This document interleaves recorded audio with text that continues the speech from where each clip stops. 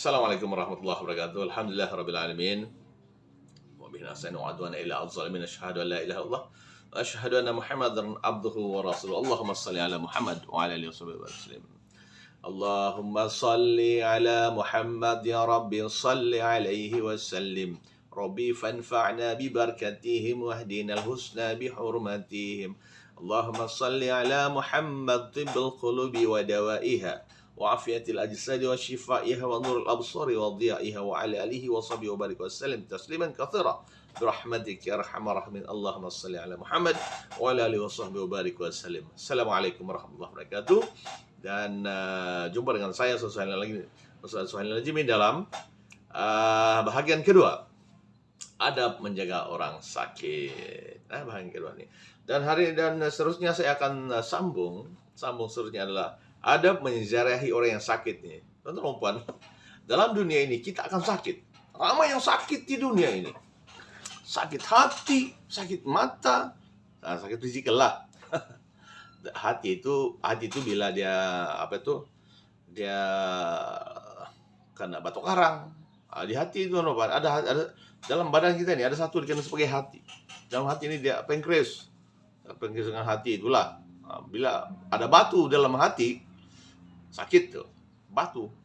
Asalnya tidak batu, tapi dia ada batu. Kan, Allahu Akbar. Orang kita ini kan suka makan makanan manis, las-las ada manis dalam badan. Badan manis. Rasulullah SAW berpuasa. Jadi supaya mengurangkan manis itu satu hari. Masya Allah. Jadi hari ini saya akan terangkan kepada yang tentang orang-orang yang sakit. Orang-orang yang sakit atau perempuan yang dirahmati sekalian ini adalah orang-orang yang mendapat anugerah dari Allah Subhanahu wa taala, keampunan. Ampunan Allah bagi ampun tahu orang yang sakit ini. Kepada orang yang mohon pada Allah agar dia sakit, agar dia Allahumma ighfir lana dzunubana. Selalu doa itu. Apalagi yang tengah kena penyakit berjangkit semua sekarang ini. Allahumma ighfir lana dzunubana. Allahumma ighfirli wali walidayya warhamhuma kama rabbayani shaghara. Minta ampun kepada Allah Subhanahu wa taala, insyaallah. Orang yang sakit dan umpat Allah akan hilangkan demi keceriaan wajah. Dulu muka ini gemuk, sehat. Jadi kurus kering karena penyakit. Dulu makannya bagus, sekarang bila sakit makannya ditarik. Dulu minumnya bagus, sekarangnya minumnya boleh muntah. Dulu macam-macam itulah. Tapi bila sakit dan umpat Allah SWT berikan ujian kepada mereka ini. Ingat, dalam Islam teman-teman, ada menziarahi orang sakit, orang-orang yang sakit teman-teman. Apabila kita hendak menziarahi orang yang sakit ini teman-teman, sakit, badannya sakit, lumpuhnya ada, stroke-nya ada, maka macam-macamnya jenis penyakit di dunia ini, sebagaimana yang umat Nabi Muhammad SAW ini teman-teman. Segala penyakit yang berada sejak zaman Nabi Adam sampailah zaman sekarang semuanya akan ada. Lihat kepada penyakit yang telah berlaku pada zaman Nabi Lut, teman-teman. Yang suka sekali datang penyakit yang berjangkit semua ini. Kuman-kumannya itu, Masya Allah. Apa yang jadi kepada mereka? Timbul pada zaman sekarang. Maka teman-teman, kalian Muslim atau yang bukan Islam, bila sakit kita dengar, kita hendaklah menziarahi dia lah. Dan adab sebagai orang yang menziarahi lah, membawa buah tangan kepada pesakit yang sesuai lah. Kalau sakit, ya terlemparkan kita bagi bantuan. Macam kita bagi bantuan lah. Ziarah pada waktu yang sesuai, teman-teman. Biasanya lepas isya. Kalau lepas isya nih, orang pergi melawat juga. Malam kan orang tidur sudah. Pergilah siang-siang hari kan melawat. Yang sesuai, mendoakan kesembuhan kepada orang yang sakit. Ya Allah, semoga itulah doa. Kita doa mohon kepada Allah Subhanahu wa taala. Kemudian tidak membuat perkara-perkara yang boleh menyakiti pesakit yang sakit aja kan. Lepas itu tidak melihat aurat pesakit. Jangan jaga aurat lah yang pesakit ya, jaga. Kemudian akibat tidak beradab ketika menjaga orang sakit dan perempuan, ialah dihina dan dibenci oleh masyarakat. Masyarakat dia suka ini. Kita pergi hospital misalnya, sana ramai pesakit dan perempuan. Sekali tidak jaga tentang adab dia, Masya Allah. Maka masyarakat akan diviralkan pula. Lihatlah itu. Jadi masalah masyarakat tidak akan suka. Yang kedua, menambah penderitaan orang yang sakit. Nah, kalau kita pergi melawat ya teman-teman, janganlah kita menambahkan derita orang lah. Kemudian menjatuhkan marwah Islam di mata penganut agama lain. Janganlah. Ini buat yang tidak baik dan sebagainya, tuduh menuduh adalah sakit sekarang ini, macam-macam lah yang boleh dibuat ya. Maka apa kata orang lain, apa kata yang bukan Islam, oh begini gak pula, salah sangka, padahal Islam itu indah, Islam ini tinggi teman-teman, Masya Allah. Islam ini tidak ada yang boleh melebihinya. Islam ini amat tinggi, dan raditu billahi rabba, aku yakin Tuhanku adalah Allah. Wal islami dina, dan agama Islam itulah agama panduan hidup kita. Dina inilah panduan kita untuk hidup di muka bumi ini, dan juga segala ke akhirat.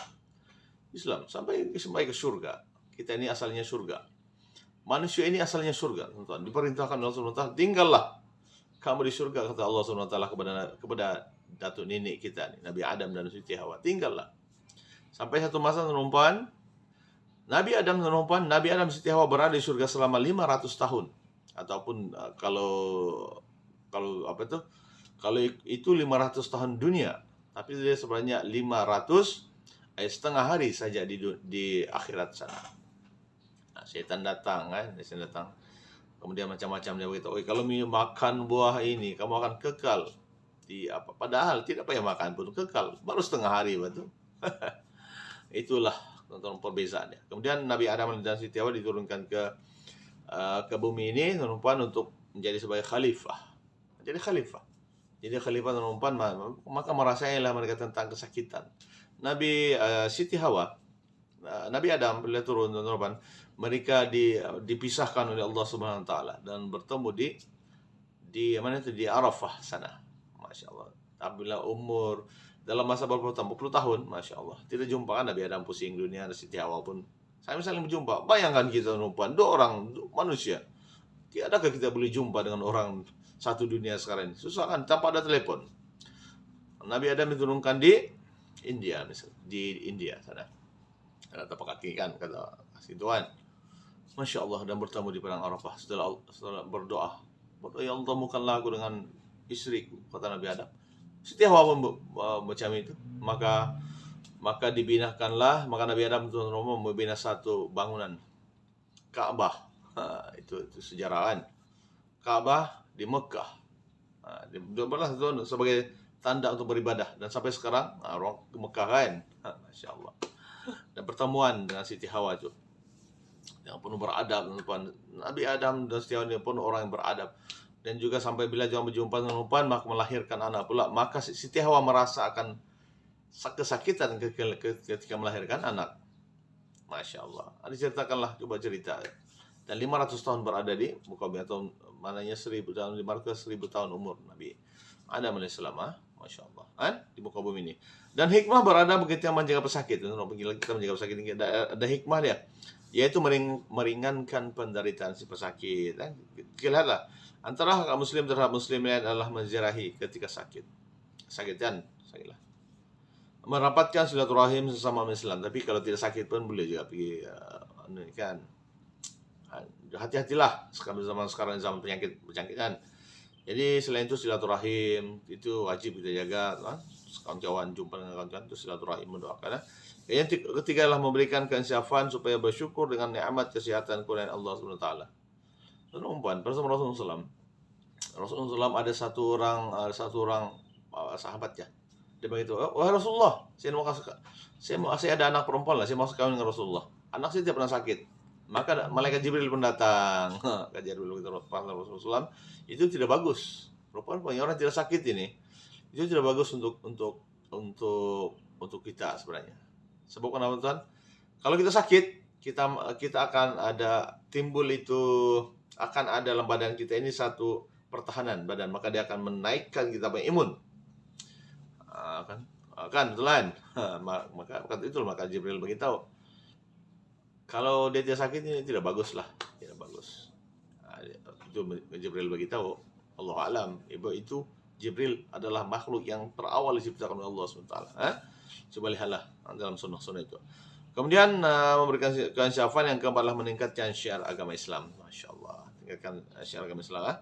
Tuan-tuan dan puan, ada orang tanya dengan saya ini. Orang tanya, takkan tidak pertanyaan, mesti kena tanya. Yaitu tentang hukum, apakah hukum menjarahi orang sakit? Orang tanya dengan saya, dia hukum tuan-tuan dan puan. Hukum menjarahi orang sakit adalah fardu kifayah. Fardu kifayah, yaitu satu, kita kena, yang dituntutlah. Kalau orang sakit kita pergi cari dia, kita pergi cari pula, kita pergi jumpa lah, kita doakanlah supaya dia sehat. Itulah fardu kifayah. Kemudian tuan-tuan dan puan, sikap yang perlu ada ketika menjaga orang sakit apa? Kalau kita ini tengah menjaga nih, yaitu kita kena macam-macam sifat yang kita kena ada, seperti tuan-tuan dan puan, kita menjaga orang sakit, kita kena sabar. Nurse tuan-tuan dan puan, sabar tuan-tuan dan puan, tapi mereka dilatih. Nurse, juru rawatan dilatih, para dokter pun dilatih dengan kesabaran, tapi itulah sabar mereka di tahap yang amat tinggi. Walaupun di kata sana sini mereka tetap bersabar. Kemudian teman-teman, ada orang tanya dengan saya lagi nih. Islam telah menggariskan beberapa adab ketika menjaga orang sakit. Ya, macam yang garisan ke panduan. Islam sudah ada panduan untuk orang Islam lah. Yaitu apakah hikmah beradab ketika menjaga orang sakit? Nah, saya sudah beritahu juga tadi kan. Hikmah teman-teman, menjaga orang sakit ini banyak hikmah. Kita tahu tentang hikmah ini teman-teman.